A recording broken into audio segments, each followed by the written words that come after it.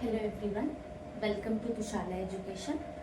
आज हम बायोलॉजी के ऑर्गेनिज्म एंड पॉपुलेशन चैप्टर में लास्ट टॉपिक इसका डिस्कस करेंगे, जिसका नाम है age distribution and age pyramid के बारे में। क्लियर है?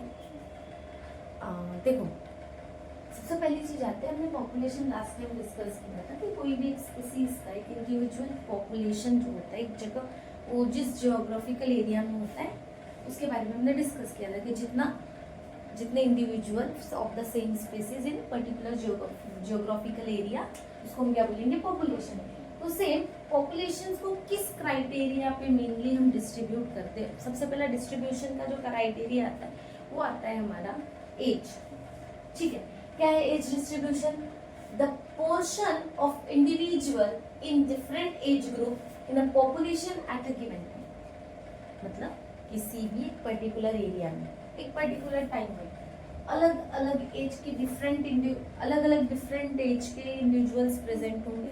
हो सकता, जरूरी है, अभी अगर हम हमारे एरिया की बात करें, हमारे घर की बात करें, पापा मम्मी की एज में फर्क होगा, हमारी एज में फर्क है, अलग अलग एज ग्रुप से बिलोंग करते हैं, कोई छोटे बच्चे भी होंगे। क्लियर हो रहा है? तो हर पर्सन एक अलग एज ग्रुप से क्या करता है? बिलोंग करता है। उनमें 3 टाइप्स ऑफ एज ग्रुप आते हैं हमारे। कौन कौन से? पहला प्री रिप्रोडक्टिव, जो हमारा 0 to 14 ईयर्स का, जब ऐसा एज ग्रुप जहाँ पे रिप्रोडक्शन पॉसिबल नहीं, वो रिप्रोड्यूस करने के कैपेबिलिटी उनके अंदर में नहीं होती। यंग बोलते, हम क्या बोलते हैं उनको? यंग्स बोलते हैं, not able to reproduce. Pre age group 0 to 14 age कैसी होती है? ग्रोइंग एज होती है। तब क्या होते हैं? रिप्रोडक्टिव ऑर्गन्स मोस्टली क्या होते हैं? डेवलप होते हैं। ह्यूमंस की बात करें हम, ठीक है, प्री डेवलप। और मोस्टली अगर हम बात करें एनिमल्स में भी होता होगा, पैदा होते बराबर रिप्रोडक्शन की कैपेबिलिटी आती है क्या? नहीं। बैक्टीरिया वगैरह अलग, ठीक है, वो मल्टीप्लिकेशन यूनिसेलुलर लिविंग ऑर्गेनिज्म का अलग है, बट हम मल्टीसेलुलर मोस्टली अगर बात करें तो सबका एक अलग टाइम होता है, एक पीरियड होता है जो प्री रिप्रोडक्टिव फेज होता है, फिर रिप्रोडक्टिव और फिर पोस्ट रिप्रोडक्टिव फेज। क्लियर है? तो not able to reproduce 0 to 14, जिसको हम यंग बोलते हैं, वो हमारा क्या है? Pre reproductive. सेकेंड क्या है? रिप्रोडक्टिव। अब ये ऐसी है जहां पे कोई लिविंग ऑर्गेनिज्म कैपेबल है न्यू ऑफस्प्रिंग्स को बर्थ के लिए, क्लियर है, प्रोड्यूस करने के लिए। For example capable to producing the offspring, जिसको हम क्या बोलते हैं? एडल्ट्स बोलते हैं, 15 to 44 ईयर्स के एज में। क्लियर है? थर्ड क्या आता है? Post reproductive. पोस्ट रिप्रोडक्टिव मतलब नो लॉन्गर टू रिप्रोड्यूस। अब उनके अंदर में उनके जो रिप्रोडक्टिव ऑर्गन्स जो है वो पूरी तरीके से कैसे हो चुके? बहुत वीक हो चुके, अब कैपेबल नहीं है रिप्रोडक्शन के लिए। तो ऐसे एज ग्रुप को पोस्ट रिप्रोडक्टिव, जो हमारा 40 to 85, 44 to 85, मोस्टली फीमेल्स में भी वही देखा जाता है, मेनोपॉज आ जाता है। तो after menopause female not able to being a mother. Clear है? सो वो कौन सी एज है? ओल्ड। क्लियर है? तो ये 3 टाइप के on the basis of their age हमने 3 क्राइटेरिया मतलब टाइप्स, मतलब 3 पार्ट्स में उनको डिवाइड किया है। पहला प्री रिप्रोडक्टिव, रिप्रोडक्टिव और पोस्ट रिप्रोडक्टिव। क्लियर है? नेक्स्ट आते हैं एज पिरामिड के बारे में। क्या है? The age pyramid, the age distribution is plotted for the population, the resulting the structure. क्या होता है? एज पिरामिड को अगर हम ग्राफ पे एक प्लॉटिंग करें, मतलब नॉर्मल एक प्लॉट करें सभी पॉपुलेशन इंडिविजुअल को, मेल फीमेल का रेशियो वगैरह, तो हमें क्या मिलेगा? एक एज पिरामिड मिलेगा। क्लियर है? तो उसके एज पिरामिड में भी हमारे पास में कितने टाइप्स है? 3 टाइप्स की पिरामिड है। एक है एक्सपैंडिंग पॉपुलेशन, बढ़ती हुई पॉपुलेशन। बढ़ती हुई पॉपुलेशन क्या होगी? जैसे कोई एग्जांपल बताओ एक्सपैंडिंग पॉपुलेशन का। देखो, ये जो 3 ग्रुप्स में देख रहे हैं ना, ये कौन सा ग्रुप है? बेस वाला, यंग ग्रुप, मिडल वाला हमारा रिप्रोडक्टिव ग्रुप, और ऊपर वाला ओल्ड ग्रुप। क्लियर? अब सिंपल एक बात है, जब भी पिरामिड जैसा स्ट्रक्चर लेके जाए, यंग लोग ज्यादा हो, दिख रहा है सभी यंग लोगों का क्वांटिटी है हमारा यंग, ठीक है, यंग, फिर बाद में हमारा एडल्ट। तो ये जैसे जब भी पिरामिड इस वे से जाए, हम पूरा प्रॉपर जो पिरामिड का स्ट्रक्चर बनाए, तो ऐसा पॉपुलेशन क्या होगा हमारा? एक्सपेंडिंग। बेस कैसी हो, ब्रॉड हो, और अपर साइड कैसा हो, नैरो। क्लियर है। और ये कैसी हमारी एक्सपेंडिंग, मतलब पॉपुलेशन डे बाय डे क्या हो रही है, इंक्रीज हो रही है। क्यों, यंग इंडिविजुअल्स यहाँ पे कैसे लार्ज नंबर में, जब भी यंग इंडिविजुअल लार्ज तो वो एडल्ट होंगे, एडल्ट होने के बाद रिप्रोडक्शन की उनमें कैपेबिलिटी रहेगी, होगी ना, ये बड़े होंगे, रिप्रोडक्शन की कैपेबिलिटी बढ़ेगी। तो जब भी हमारे पास में यंग और एडल्ट ग्रुप वाला अगर ज्यादा पोर्शन है, मतलब वाइडर पोर्शन है, बेस अगर बहुत ज्यादा स्ट्रॉन्ग है, तो हम ये बोल सकते हैं पॉपुलेशन कैसी एक्सपांडिंग। एग्जाम्पल क्या आ सकता है, इंडिया है ना यंग ग्रुप, तो एग्जाम्पल क्या बोल सकते हैं एक्सपेंडिंग पॉपुलेशन का, हम हमारा इंडिया है। क्लियर है। सेकेंड क्या है, stable population. What is mean by stable population, equal portion. देखो ये थोड़ा सा मैंने ये बताया, इसको और थोड़ा सा मैं ब्रॉड कर सकती हूँ, बेल लाइक स्ट्रक्चर, बेल पता है ना, ऐसी बेल रहती है। चलो अब सिंपल इसमें क्या होगा, स्टेबल बोला है, स्टेबल मतलब क्या होता है,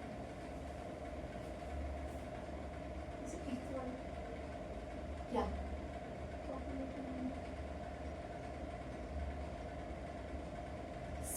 स्टेबिलिटी क्या होती है, यहाँ पे कैसा होगा, जो यंग ग्रुप है, यंग ग्रुप और साथ में जो रिप्रोडक्टिव ग्रुप है, दोनों कैसे रहेंगे, इक्वल प्रोपोर्शन में रहेंगे। इक्वल प्रोपोर्शन में रहेंगे तो क्या होगा, पॉपुलेशन स्टेबल है। यहाँ पे कैसा था हमारा एक्सपेंडिंग पॉपुलेशन में, हमारे पास में यंग ज्यादा है, यंग ज्यादा है तो ऑब्वियसली रिप्रोडक्शन भी ज्यादा होगा। यहाँ पे कैसे रुकी हुई, स्टेबल हो गई है भाई, दोनों इक्वल एज ग्रुप है, जितना ओल्ड होंगे उतने ही यंग होंगे। क्लियर हो रहा है। यहाँ पे कैसा है, ज्यादा पॉपुलेशन किसकी है हमारे पास में, यंग की, तो यंग अगर ज्यादा है तो सीधी सी बात क्या होगी, वो फिर रिप्रोडक्टिव फेज पे आएंगे, तो रिप्रोडक्टिव फेज पे अगर यंग लोग आएंगे तो उस कंडीशन में ज्यादा रिप्रोडक्शन होगा, और ये लोग ओल्ड हो जाएंगे तो डिक्लाइन हो जाएंगे, पॉपुलेशन तो इंक्रीज होगी। साथ साथ में यहाँ पे देखा जाए ये दोनों इक्वल में, तो इक्वल में क्या होगा, सिंपल बात है, जितने लोग ओल्ड होंगे उतने लोग क्या होंगे, रिप्रोडक्टिव फेज में एंटर करेंगे, और पॉपुलेशन कैसी रहेगी, स्टेबल रहेगी। क्लियर है। नेक्स्ट क्या था, डिक्लाइन पॉपुलेशन। अगर ब्रॉड हो जाए, यंग लोग बहुत कम हो जाए, ओल्ड लोग बहुत ज्यादा हो जाए, जापान सबसे कंडीशन अभी जो सबसे, यहाँ के लिए हम यूएसए ले सकते हैं, क्या है ये, USA is the best example for the stable population. But decline population का example Japan, old age group बहुत ज्यादा है, जापान में जो ओल्ड एज ग्रुप है वो बहुत ज्यादा है, और यंग जो है वो बहुत कम है। इसलिए वहां पे अभी क्या चल रहा है, अगर कोई भी कपल्स अगर 2 या 2 से ज्यादा अगर बेबी रखता है तो गवर्नमेंट उनको अप्रिशिएट करती है। क्लियर हो रहा है, क्योंकि यहाँ की जो सीरीज बच्चे रहेंगे तभी तो पॉपुलेशन बढ़ेगा ना, नहीं तो अगर समझो ये ग्रुप बहुत ज्यादा है, ये भी ग्रुप बहुत ज्यादा है, ये ओल्ड होगा, ये डिक्लाइन हो जाएगा, ये ओल्ड होगा, पर ये तो है, तो कितना प्रोडक्शन रहेगा, इतना। क्लियर हो रहा है। तो ये कैसी पॉपुलेशन है, डिक्लाइन पॉपुलेशन है, कि जो खत्म होने वाली है। तो ऐसी पॉपुलेशन क्या हो जाएगी, ये जापान की। तो दो पॉपुलेशन, एक तो बढ़ती हुई कंटिन्यूअसली ग्रो हो, एक्सपैंड हो रही है। आज 140 करोड़ की आबादी के साथ में इंडिया है, चाइना है। क्लियर हो रहा है। तो ये expanding population. Stable population USA, जितनी पहले थी अभी भी उतनी है, उनकी स्टेबिलिटी मेंटेन है। क्लियर है। उनमें कैसे, इसमें क्या ही चीज एक सिंपल है, जो रिप्रोडक्टिव, प्री रिप्रोडक्टिव और रिप्रोडक्टिव ये कैसे है, इक्वल है। और एक्सपैंडिंग में हमेशा क्या होगा, जो यंग ग्रुप है, जो प्री रिप्रोडक्टिव ग्रुप है, वो हमेशा क्या होंगे, लार्ज नंबर में होंगे। यहाँ पे ये दोनों कैसे है, इक्वल में है। और यहाँ पे सबसे दिक्कत, यंग वाला जो ग्रुप है वो बहुत लेस है as compare to both. Clear हो रहा है। तो जिस कारण से ये कैसी हो जाएगी, डिक्लाइन पॉपुलेशन होगी। क्लियर है क्या, समझा पक्का।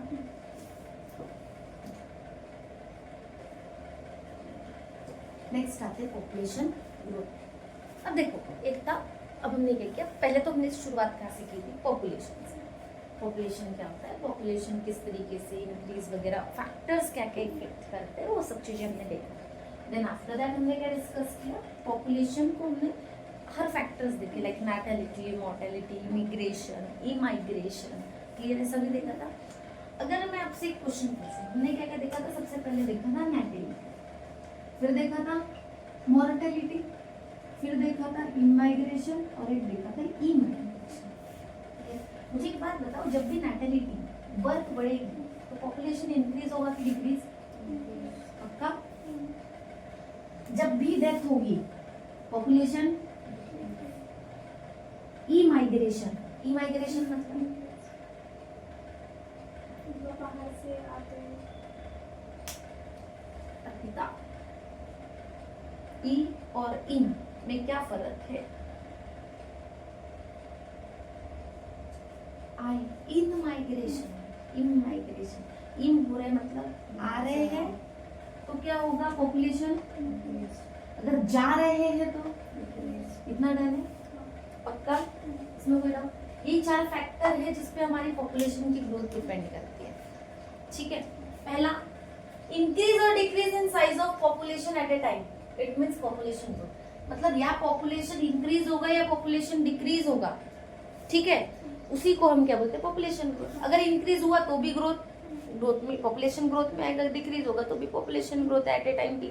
भाई इस टाइम में पॉपुलेशन बढ़ी, इस टाइम में पॉपुलेशन घटी, हम ये इंक्रीज यही करेंगे।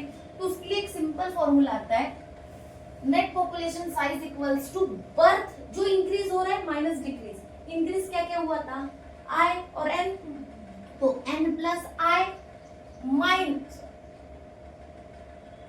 बी फॉर बर्थ और आई कंसीडर, क्योंकि नेट लिखा है ना हमने, पॉपुलेशन नेट एनटी से डिस्कवर किया, तो नेटिलिटी को मैं बर्थ रेट बी से डिनोट कर रही हूँ, मॉर्टेलिटी को हम डेथ रेट से, आई मतलब आई ही, इमाइग्रेशन मतलब ई ही। ठीक है, तो birth plus immigration minus death, जो भी डिक्रीज वाला है, डेथ प्लस इमाइग्रेशन, ये हमारा क्या होगा, नेट पॉपुलेशन। जितना इंक्रीज हो उतने से मैं डिक्रीज कर दूं तो मेरे को पूरा पॉपुलेशन मिल जाएगा। पर एट ए टाइम टी, अगर मैं डेंसिटी निकालना है मुझे एट ए टाइम टी पे, t+1 पे, मेरे पास में एंटी गिवन रहेगा टाइम टी पे, net population at A time T, तो मुझे ये t+1 आगे का अगर मुझे निकालने की जरूरत है तो क्या करना पड़ेगा, फिर से मुझे बर्थ जो नेट पॉपुलेशन निकालनी पड़ेगी और जो फिलहाल में मेरी नेट पॉपुलेशन है उससे ऐड करना पड़ेगा, तो मुझे t+1 का भी मिल जाएगा, आगे का भी मिल जाएगा, वही होगा ना t+1। ठीक है,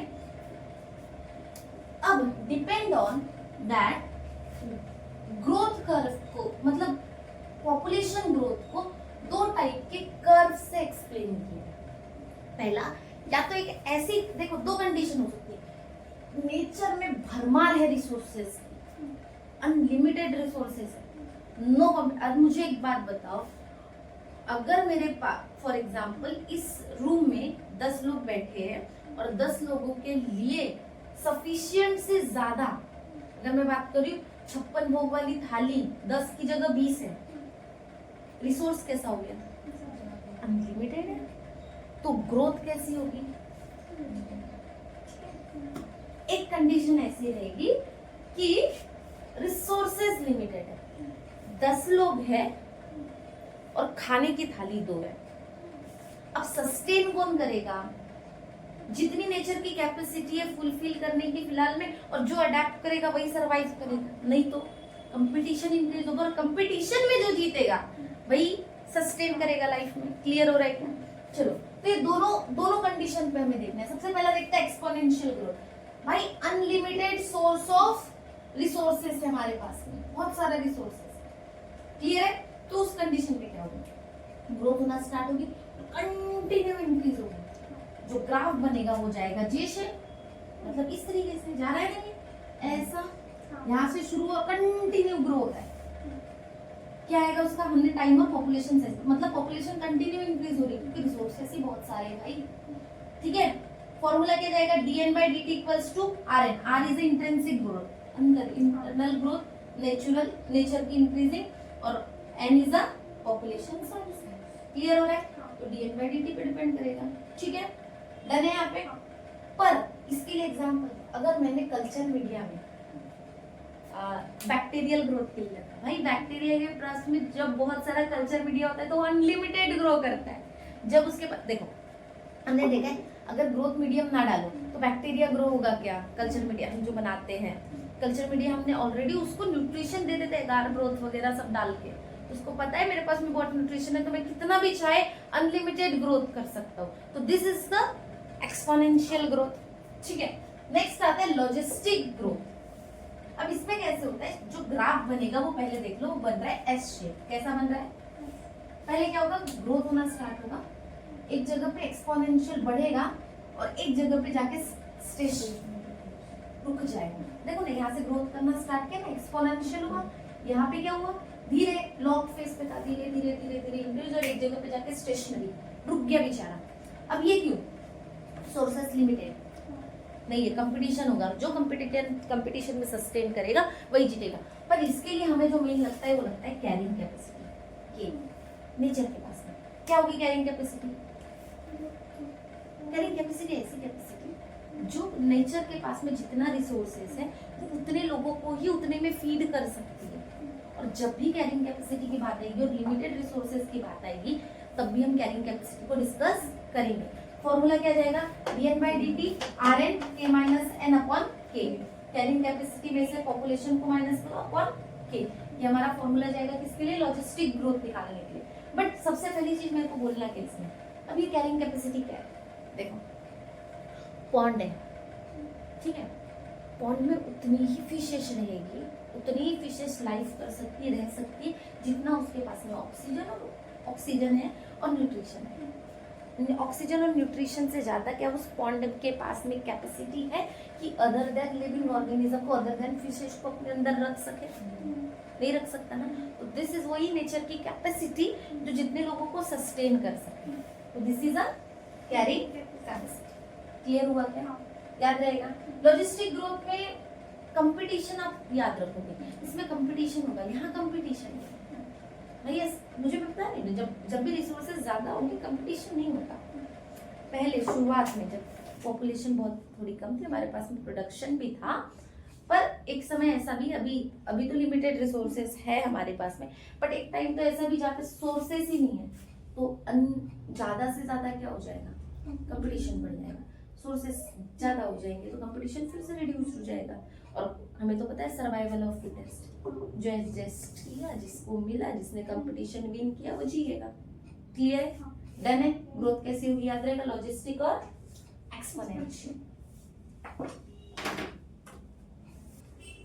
नेक्स्ट टॉपिक आते हैं पॉपुलेशन इंटरैक्शन। देखो, लिविंग ऑर्गेनिज्म जो भी नेचर में रहते हैं आइसोलेट होकर नहीं रहते भाई, हम घर का भाई ऐसे रहते हैं क्या? नहीं। जैसे हम फैमिली के जैसे रहते हैं, ऐसा पॉसिबल है क्या? नहीं। अगर ऐसे रहेंगे, बोलता घास, घोड़ा अगर घास से दोस्ती कर ले, कहावत है ना, तो मर जाएगा। बात सही है।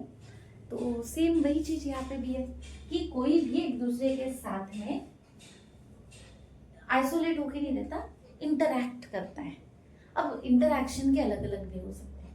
एक तो हो सकता है पॉजिटिव, एक क्या हो सकता है, पॉजिटिव, जिसको हम प्लस बोल सकते हैं, नेगेटिव, और एक होगा नो इफेक्ट, न्यूट्रल वाला, जीरो। ये होगा ना ज्यादातर। क्या होगा, एक बेनिफिटेड होगा, बेनिफिट होगा वो प्लस, जो नेगेटिव इम्पैक्ट मतलब जिनके ऊपर में कोई बेनिफिट नहीं, उनका नुकसान है, इट्स मतलब ये बेनिफिटेड होगा। पॉजिटिव मतलब बेनिफिट, ये कैसा होगा, हार्म होगा। जीरो मतलब ये क्या हो जाएगा, नो इफेक्ट, कोई इफेक्ट ही नहीं है। अब इनमें से भी क्या क्या रीजन आ सकते हैं भाई, एक हो सकता है प्लस प्लस, दो लोग इंटरैक्ट कर रहे हैं और दोनों के दोनों कैसे हैं, बेनिफिटेड है। एक हो जाएगा प्लस माइनस, एक बेनिफिटेड और एक हार्म, एक हो जाएगा माइनस प्लस, एक हार्म और एक बेनिफिटेड। एक हो सकता है माइनस माइनस, एक हो सकता है ये भी हो सकता है, और एक हो सकता है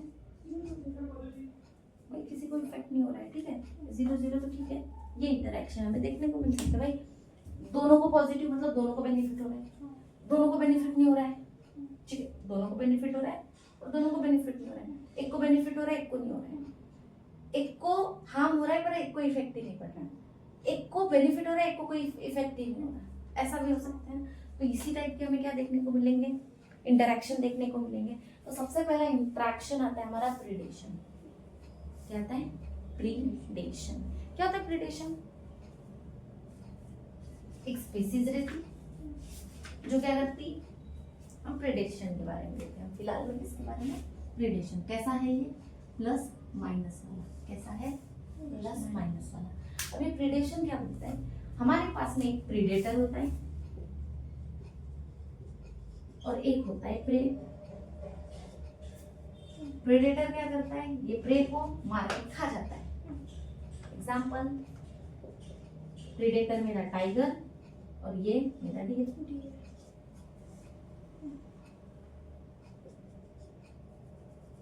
क्लियर हो रहा है? एक और एग्जाम्पल, ये मेरा स्नेक, ये मेरा फ्रॉग। समझ रहे हो? तो ये एग्जाम्पल्स है हमारे, मतलब सिंपल। इसमें क्या हुआ, एक प्रेडेटर रहेगा, वो क्या करेगा, एक को कंज्यूम करेगा, किल करेगा और कंज्यूम करेगा। ठीक है, जिसको कंज्यूम करेगा वो प्रे। मतलब देखो, प्रेडेटर हमेशा कैसा रहेगा? प्रेडेटर भाई बेनिफिटेड है, यहाँ पे कैसा है? बेनिफिटेड है। और प्रे कैसा है? यहाँ पे हार्मफुल हो रहा है, उसको हार्म हो रहा है। तो ये कैसा कैसा रिलेशन हो जाएगा? प्लस माइनस का, एक बेनिफिटेड और एक हार्म। क्लियर हो रहा है? जैसे कि टाइगर हमारा हमेशा किल करता है इसको और खाता है, तो किल करने वाला प्रेडेटर और जो किल होगा वो प्रे। क्लियर है? डन है यहाँ पे। इसके अलावा अगर हम बात करें इकोलॉजिकल इंपॉर्टेंट, क्या इकोलॉजिकल इंपॉर्टेंस होंगे इसके? क्यों इसको अगर ऐसा रहना क्यों जरूरी है? प्रीडेशन होना क्यों जरूरी है? सोचो, क्यों करता हुआ?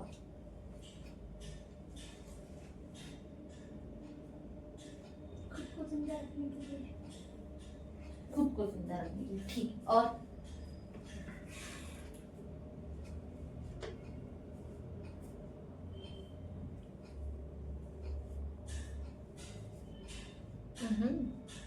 क्या होगा? अरे बाबा, मुझे एक बात बताओ, अगर कोई खाने वाला ना हो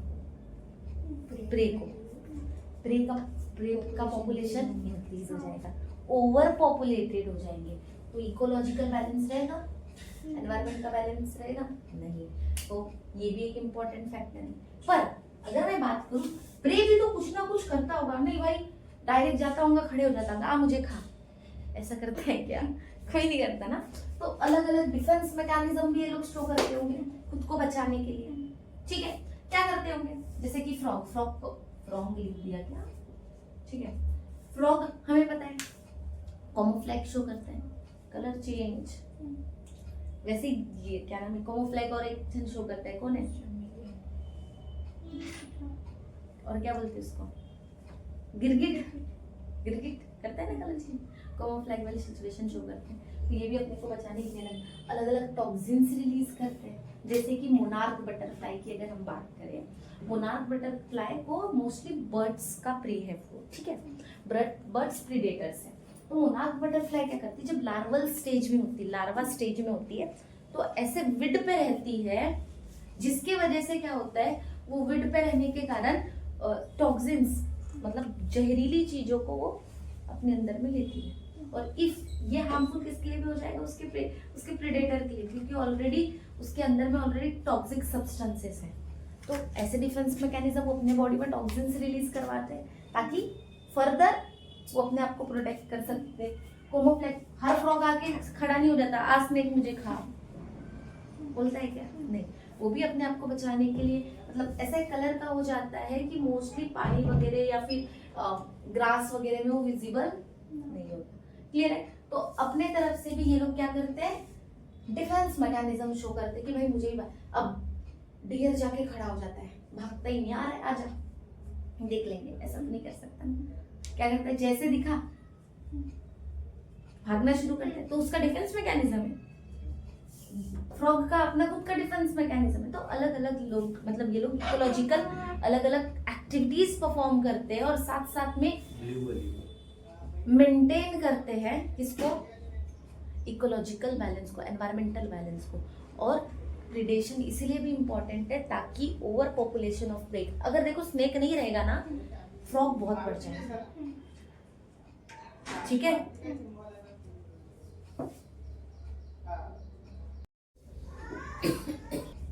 देखो नेक्स्ट टॉपिक क्या आता है, पैरासिटिज्म। अब देखो पैरासिट्स और पता है ना पैरासाइट और होस्ट, इसमें भी सेम रिलेशन क्या रहता है रे बाबा, एक बेनिफिटेड और एक harm, one benefited and harm. Simple example याद रखो, एक रहता है पैरासाइट और एक रहता है होस्ट। जैसे हमारी बात हम होस्ट, जो बैक्टीरिया वगैरह जो आएंगे जैसे टैपवॉर्म वगैरह या फिर मॉस्क्यूटो की बात करें, ये सब क्या हो जाएंगे, पैरासाइट। अब बताओ हार्म कौन हो रहा, और पैरासाइट बेनिफिट हो रहा है उसको, ये इसको हार्म हो रहा है, इसको बेनिफिट हो रहा है। अब ये जो रिलेशन रहेगा ये कैसा है, पैरासिटिज्म। अब पैरासिटिज्म में भी हमारे दो टाइप्स हो जाएंगे, एक हो जाएगा एंडोपैरासाइट्स और एक हो जाएगा एक्टो पैरासाइट। एंडो मतलब अंदर रह के, फॉर एग्जाम्पल टैपवॉर्म, हुकवॉर्म है ना। एंडो मतलब ह्यूमंस में, ह्यूमन कैसा है, होस्ट है, और इसके अंदर में जो पैरासाइट्स है वो कौन हो जाएगा, टैपवॉर्म। डिसीज कॉज करते रहे बाबा, टैपवॉर्म, हुकवॉर्म इंटेस्टाइन में रहते हैं ना, क्लियर हो रहा है। और एक्टोपैरासिट फॉर एग्जांपल प्लांट हमारा क्या हो जाएगा, प्लांट हमारा हो जाएगा होस्ट, और इसके ऊपर में कस्क्यूटा, अमरबेल, ठीक है, कस्क्यूटा होस्टोरिया रूट्स के साथ में उसके अंदर में पेनिट्रेट। हाँ बस इसमें क्या है, इसमें तुरंत भाई मार डाल खत्म करता है। प्रीडेशन और पैरासिटिज्म में फर्क है, प्रीडेशन में भाई अभी के अभी खत्म, अभी न्यूट्रिशन तुरंत किल करेगा सडन, पर पैरासिटिज्म में नहीं होता। पैरासिटिज्म में भाई बेचारे मस्त होस्ट बॉडी के अंदर में मस्त फुल तरीके से रहते हैं, आराम से धीरे धीरे धीरे धीरे हार्म करता है, एक साथ थोड़ी करते हैं। जैसे बैक्टीरियल इन्फेक्शन हुआ हुकवॉर्म का तो एक साथ ही हो जाती है क्या रे बाबा, नहीं होता, धीरे धीरे वो जितना न्यूट्रिशन है धीरे धीरे लेते हैं। जैसे कि लीच की बात करें, लीच धीरे धीरे ब्लड को सक करता है ना, अगर ह्यूमन इस पे आ जाए, मॉस्किटो भी सेम ऐसा, ठीक है। जैसे कि मलेरियल पैरासिट्स लाई करता है उसके अंदर में, Anopheles mosquito, female Anopheles mosquito के अंदर में प्लाज्मोडियम की जो साइकिल होती है, मलेरिया कॉज करता है ना ह्यूमन में, तो भी तो धीरे धीरे एक साथ थोड़ी मारता है, मलेरिया और मर गए ऐसा होता है, धीरे धीरे सिम्टम्स देता है, तो ये धीरे धीरे मारता है, ठीक है, और वो तुरंत, ठीक है। अब इसका बेनिफिट क्या है, एग्जाम्पल बहुत सारे, कस्क्यूटा वाला है, ह्यूमन में टेपवर्म, ये सब चीजें। उसके अलावा सबसे इंपॉर्टेंट जो है वो है ब्रॉड पैरासिटिज्म।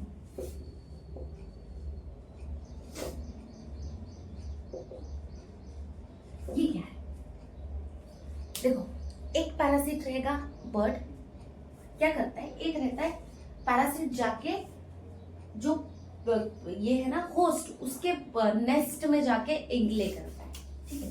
ये एग किसका है, होस्ट का, ठीक है। ये नेस्ट किसका है, होस्ट का। पैरासाइट गया, पैरासाइट ये यहाँ पे अपने ही ले यहाँ पे किए, एक ले यहाँ इसमें होस्ट के इसमें। अब ये होस्ट क्या करेगा बेचारा, इनके जो एग्स है इसको हैचिंग में हेल्प करेगा। मेहनत पूरी एनर्जी किसकी, होस्ट की, बेनिफिट किसका, सबसे अच्छा एग्जांपल पता है ना, कोयल हमेशा क्रो के नेस्ट में, कोयल भी पता है हमें, क्रो भी पता है, और हमें ये बहुत पुराना एग्जाम्पल है हमारे, हमें जो याद है कि क्रो जो है, क्रो के नेस्ट में हमेशा कौन, कोयल जाके एग ले करती है, और क्रो उसको क्या करता है, हैच करता है, पूरी एनर्जी वेस्ट कौन करता है, बेनिफिटेड कौन, कोयल, हार्म कौन, क्रो। भाई इसके एग्स को हटा देती है ना, अपने एग्स रखती है, और ये जस्टिफाई भी नहीं कर पाता पूरी तरीके से कि प्रॉपर आइडेंटिफाई कि भाई मेरे नहीं अच्छे, क्योंकि आवाज भी उनकी कैसी आती है शुरुआत में, कोयल मतलब क्रो के जैसे ही आती है। तो ये कैसा एग्जांपल है, ब्रॉड पैरासिटिज्म। क्लियर है क्या, पक्का। नेक्स्ट आते हैं कंपटीशन में। क्या होता है पापा, कंपटीशन, इसमें क्या होगा, दोनों के दोनों बेनिफिट करेंगे, कंपीट करेंगे। अब इसमें जो मेन थ्योरी चली जाएगी, देखो इसके पहले जो हुआ भाई पैरासिटिज्म होस्ट की पॉपुलेशन को कंट्रोल करेगा बेचारा पैरासाइट, ठीक है। अब कंपटीशन में तो कोई बेनिफिटेड नहीं है, पर दोनों की पॉपुलेशन कंट्रोल होगी। इसमें मेन जो थ्योरी इकोलॉजिकल इंपॉर्टेंट है सर्वाइवल ऑफ फिटेस्ट। और कौन सा प्रिंसिपल? Gauge principal. कौन सा? Gauge principal. गेज प्रिंसिपल मतलब दो स्पीसीज है एक ही चीज के लिए लड़ रही, रिसोर्सेस लिमिटेड है। अब मेनली लड़ेंगे किसके लिए? फूड के लिए, लाइट के लिए, फूड जगह के लिए। ये जो कंपटीशन मोस्टली इसी का होता है। तो अभी क्या करेंगे? कंपीट करेंगे। और कभी भी कंपटीशन में फायदा किसी का नहीं, ठीक है। तो इसमें कोई भी बेनिफिशियल ना तो दोनों लिविंग ऑर्गेनिज्म सेम है, दोनों स्पीसीज सेम है, दोनों स्पीसीज एक ही चीज के लिए लड़ रहे हैं। हम तो दोनों का हमेशा, जैसे कि फॉर एग्जांपल देखो इसमें भी दो टाइप्स होते हैं। एक होता है इंटर स्पेसिफिक। क्या होगा? Inter specific. और एक होगा इंट्रा स्पेसिफिक। पहले ये बना दे। बताइए क्या मुंबई गए हो? हाँ। कब गए? हाँ, 2 साल पहले। अच्छा, इंटर स्पेसिफिक कैसा होता है? दो अलग अलग स्पीसीज के बीच में हो रहा है। टू डिफरेंट स्पीसीज के बीच में अगर कंपटीशन हो रहा है तो वो क्या हो जाएगा? मेरा इंटर स्पेसिफिक। और इंट्रा स्पेसिफिक मतलब भाई same species. Two different species like flamingo, पता है ना फ्लैमिंगो के बारे में? चोंच बड़ी फिश, ठीक है। और फिशेस, इसकी बात कर रहे हैं हम। क्या रे? फ्लैमिंगो और फिश, इनका कॉमन फूड है ज़ूप्लैंक्टन, ठीक है। कौन है? ज़ूप्लैंक्टन। इनका कॉमन फूड है। अब दोनों के दोनों compete कर रहे हैं उसके लिए। फ्लैमिंगो भी करेगा, फिशेस भी करेगी, ठीक है। तो ये इंटरेक्शन कंपटीशन चल रहा है किसके लिए? भाई मुझे भी चाहिए, मुझे भी चाहिए, ठीक है। कौन बोल रहा है? फ्लैमिंगो भी बोल रहा है और साथ साथ में कौन बोल रहा है? फिश भी बोल रहा है मुझे भी चाहिए, मुझे भी चाहिए। तो एक ही चीज के लिए कंपटीशन करे पर दोनों स्पीसीज अलग है, तो इनके बीच में भी तो कंपटीशन हो रहा है ना अपने फूड के लिए। तो ये जो रहेगा वो कैसा रहेगा? Inter specific competition. और एक होगा इंट्रा स्पेसिफिक। फॉर एग्जाम्पल ये डियर है, ये एक लायन आया और इधर से एक लायन आया। बाबा इसके लिए दोनों कंपीट करते हैं, सेम स्पीसीज है। तो ये जो रह जाएगा वो क्या हो जाएगा? हमारा इंट्रा स्पेसिफिक कंपटीशन। क्लियर है क्या? दोनों पक्का? कोई डाउट? कंपटीशन डन है। और कंपटीशन हमेशा कंपटीशन क्या बताएगा? सर्वाइवल ऑफ फिटेस्ट बताएगा। और क्या बताएगा कि एक ही चीज के लिए सेम स्पीसीज क्या कर रहे हैं भाई? झगड़ा कर रहे हैं, ठीक है। होता है ना हमारे घर पे, घर है अभी ह्यूमंस में भी कंपटीशन। बाबा आचा आचा घर, ठीक है। उसको दो भाई लड़ रहे सेम, समझ रहे हो? तो ये भी एक one of kind of benefit competition. पर बेनिफिट किसी का नहीं है। पूछो क्यों? अननेसेसरी रिलेशनशिप ब्रेक हो रहा है, तो बेनिफिटेड है क्या वो? नहीं ना। क्लियर है? डन। नेक्स्ट आते हैं कमेंसरिज्म। अब इसमें क्या होगा? एक बेनिफिटेड और एक नो बेनिफिटेड। भाई एक को बेनिफिट हो रहा है और एक को कोई भी फर्क नहीं पड़ रहा है। देखो ये जो रहेगा वो किसके लिए रहेगा? ये जो मोस्टली कमेंसरिज्म उन लिविंग ऑर्गेनिज्म के लिए जो बहुत वीकर है, तो वीकर को सपोर्ट करने के लिए कमेंसरिज्म वाली एक्टिविटी अच्छी है, उनकी ग्रोथ बनाने के लिए, ठीक है। वीकर जो लिविंग ऑर्गेनिज्म से उनकी लाइफ को सस्टेन करने के लिए। क्लियर है? तो सिंपल कमेंसरिज्म में क्या हो जाएगा?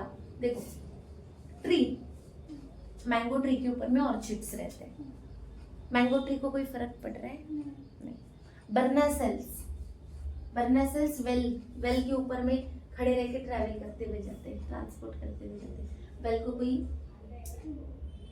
नुकसान होता है? नहीं। उसके अलावा अगर हम बात करें, हमने देखा है बहुत सारे, मोस्टली हमने अपने घरों वगैरह में जहाँ पे फार्मिंग वगैरह करते हैं, कैटल मतलब गोट और जो काव वगैरह दोनों को साथ में ग्रेजिंग करवाई जाती है। किसी को कोई फर्क पड़ता है? पर बड़े वालों की वजह से छोटों को बेनिफिट होता है। साथ में ले रहे हैं, इस बड़े को लेके जा रहे हैं, भाई इनको भी लेके चलो गैलेरिक के लिए, कोई फर्क नहीं पड़ता ना। तो ऐसा वाला जो बेनिफिशियल हो जाएगा वो क्या हो जाएगा, एक बेनिफिटेड है पर दूसरे को कोई फर्क नहीं पड़ रहा है, तो ऐसा कमेंसलिज्म। नेक्स्ट क्या है, म्यूटैलिज्म। बोथ आर बेनिफिटेड, दोनों बेनिफिटेड है। कैसे, एग्जाम्पल सबसे अच्छा लीचेन, याद है कौन सा एसोसिएशन, सिम्बायोटिक एसोसिएशन। सबसे अच्छा एग्जाम्पल सिम्बायोटिक एसोसिएशन वाले, पूरा लीचेन भी बोल सकते हो। सिम्बायोटिक एसोसिएशन जो जो शो कर रहे हैं, जैसे वो leguminous plant, nitrogen fixation bacteria रहते हैं उसके नोड्यूल्स में, वो भी वन ऑफ द एग्जांपल्स है। उसके अलावा लीचेन तो सबसे अच्छा एग्जांपल है। एल्गी एंड फंगाई, दोनों के दोनों कैसे अलग अलग स्पीसीज है, both the species are benefited. दोनों बोल रहे हैं भाई मेरा भी फायदा तेरा भी फायदा, ठीक है। उसके अलावा माइकोरिजा बता दिया, माइकोरिजा बताया क्या, है ना, अभी तो बताया, माइकोरिजा नहीं बताया। फंगल और वो अलगी का वो लीचेन है, माइकोरिजा वो प्लांट्स और leguminous plant and plants root, sorry leguminous plant root plus fungus, साथ में ये बैक्टीरिया जो है उसके साथ में लाइफ करता है, राइजोबियम वगैरह। It is example of mutualism. दोनों बेनिफिटेड है, फंगस और एल्गी दोनों बेनिफिट है। एक उसको घर दे रहा है, एक उसको फूड दे रहा है, क्लियर है। रूट्स में रहने के लिए जगह दिया, वो उसको नाइट्रोजन फिक्सेशन करके दे रहे हैं, क्लियर है। तो ये सब एग्जांपल्स काय के हो जाएंगे, म्यूटैलिज्म के, क्लियर है, डन। एक आता है अब लास्ट, एमेंसिलिज्म। क्या आता है, एमेंसिलिज्म में क्या होगा, एक को बिल्कुल भी फर्क नहीं पड़ रहा पर एक को हार्म हो रहा है। याद करो कोई एग्जांपल,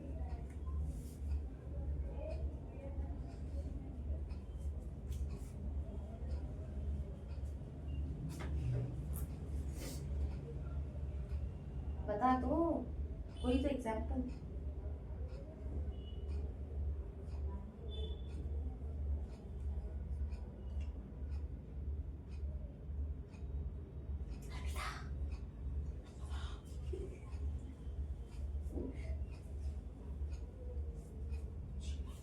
बताऊं, ब्लैक वॉलनट, क्या ब्लैक वॉलनट जो है, काली दीवार का किला, ए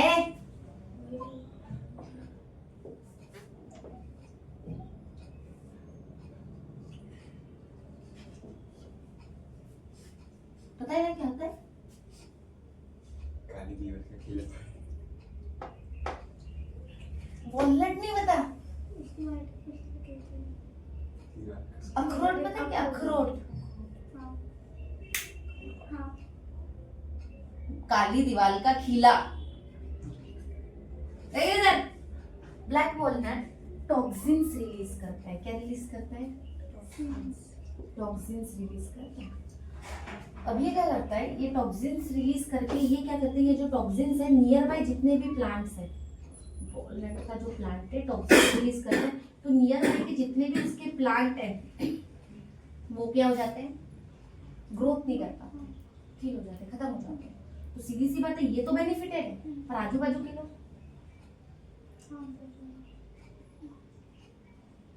इसको कोई फर्क पड़ रहा है क्या, नहीं, पर आजू बाजू के लोगों को क्या हो रहा है, ये बाकी को हार्म हो रहा है। वैसे ही पेनिसिलिन, पेनिसिलिन की जो सिक्रीट करता है, पेनिसिलिन क्या करता है, पेनिसिलिन क्या सिक्रीट करता है, पेनिसिलिन, जिसके कारण में बैक्टीरिया की, फंगस को कोई इफेक्ट नहीं करता, मतलब हमारे को कोई इफेक्ट नहीं होता। पेनिसिलिन पेनिसिलिन रिलीज करूंगा पर सिर्फ किल कौन होगा, बैक्टीरिया, तो हार्म किसको हो रहा, बैक्टीरिया को। पेनिसिलिन को कोई फर्क पड़ रहा है क्या, नहीं। तो ये एग्जांपल क्या हो जाएगा, अमेंसिलिज्म, क्लियर है क्या। क्या क्या था, प्रीडेशन, एक बेनिफिटेड एक harm, example tiger and next parasitism, parasitism कैसा, पैरासिट्स एंड होस्ट, वहां पे प्रे और प्रेडेटर, यहाँ पैरासिट्स एंड होस्ट, हार्म कौन होगा, होस्ट, क्लियर है। कंपटीशन किसी को, सेम स्पीसीज में भी हो रहा है, डिफरेंट स्पीसीज में भी हो रहा है, एक ही चीज के लिए लड़ रहा है, रिसोर्सेज लिमिटेड है, रिसोर्सेज के लिए लड़ रहा है मेनली, ठीक है। कमेंसलिज्म, एक बेनिफिटेड और दूसरे को कोई फर्क नहीं पड़ा, ग्रेजिंग कर रही है एनिमल्स वगैरह, कैटल्स के साथ में गोट्स वगैरह जा रही है, तो ये किसका एग्जांपल, कमेंसलिज्म का। म्यूटलिज्म, भाई दोनों बेनिफिट है, तेरा भी फायदा मेरा भी फायदा है। सबसे अच्छा सिम्बायोटिक एसोसिएशन ऑफ लीचेन में एल्गी एंड फंगस का। एमेंसलिज्म, भाई खुद को फर्क नहीं पड़ रहा है पर अपने वजह से दूसरों को फर्क करवा रहे हैं, ठीक है। तो ऐसे कौन, एमेंसलिज्म।